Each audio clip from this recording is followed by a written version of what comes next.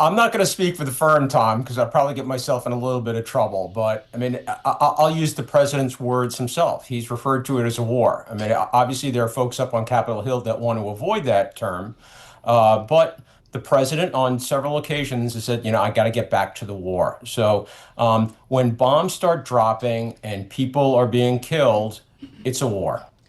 Hey, Brian, politically speaking, is this war a net positive or net negative for the president here? Because this is a president that, at least in his first term, said he doesn't want anything to do with any of these entanglements.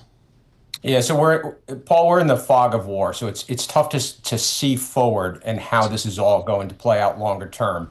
But I think there is risk longer term. Short term, there's not a lot of risk. Right now, write down political partisan divides on support for the war. But longer term, he does have to be careful that part of his coalition, more than just the America First diehards, start to peel away.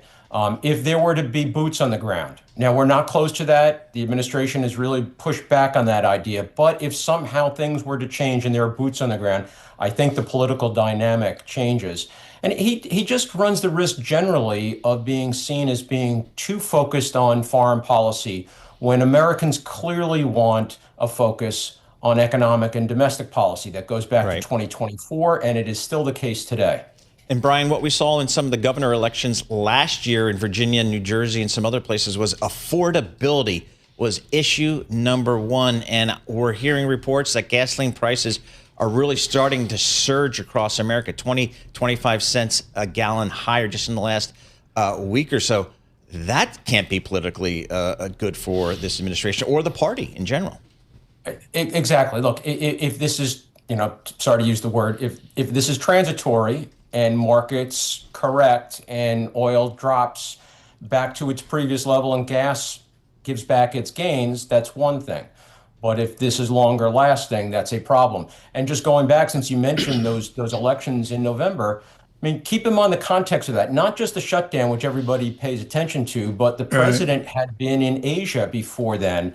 And I think, again, it kind of reiterated this perception that maybe he's more focused on foreign policy than domestic policy. I think that's a real risk for him. A wonderful half hour for you folks into the jobs day in 25 minutes. Claudia Sahm will join us to give you that great coverage we try to do for you with the release of the data. Eric Van Nostrand with us shortly, Chief Investment Officer, Lazard Asset Management. Right now, Brian Gardner, Chief Washington Policy Strategist at Stifel. Fold in the elections of Tuesday. I guess the elections for the mid-year started this Tuesday with all that we saw, particularly in Texas and the Carolinas as well. Brian Gardner, is the election season rushed now with all of our uproar? In March, are we doing a May or June fever of a midterm?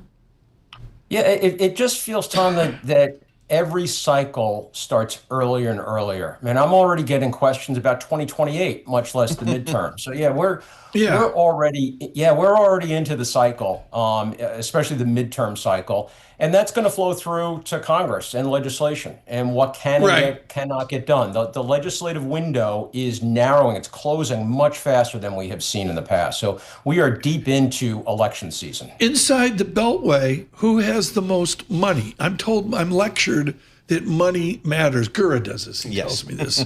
Bloomberg This Weekend with David Gura. Look for that here tomorrow.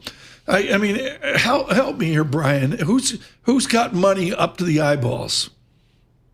It matters until it doesn't, Tom. I mean, we can go back and look at a couple of campaigns that have already occurred. The notable state legislative election in Texas a couple of weeks ago, where a Democrat won the seat, took it from Republicans that had held it for quite a long time.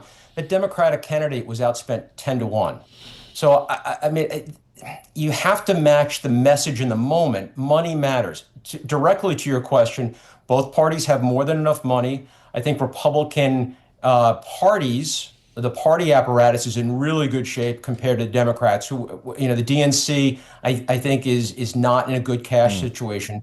But at the candidate level, I think Democratic candidates are in very good shape, especially in those key swing districts. They're flush with money. They're going to have enough. But I think money matters, but I think we overplay it. It's more about the message and the moment. Brian, most folks feel like the House is certainly in play. How about the Senate in terms of the Democrats taking control? So Democrats would need a 4-seat pickup in the Senate. And numerically, they have the upper hand because Republicans are defending more seats than are Democrats. So you say, okay, they have more pickup opportunities. But when you look at where those seats are, where the contested seats are, Republicans are in a much stronger position in the Senate than they are in the House. As we sit here today, Paul, I would say Republicans have a pretty good chance, certainly over 50-50. I'm putting it probably in the 60, 65, maybe 70% chance of retaining the Senate. Let's see how the situation with Iran unfolds. Let's come back in 3, 4, 5 months. Yep. It could be a different environment, but based on what we know today, even with a tough political environment for Republicans, I think they're in a good position to keep the Senate.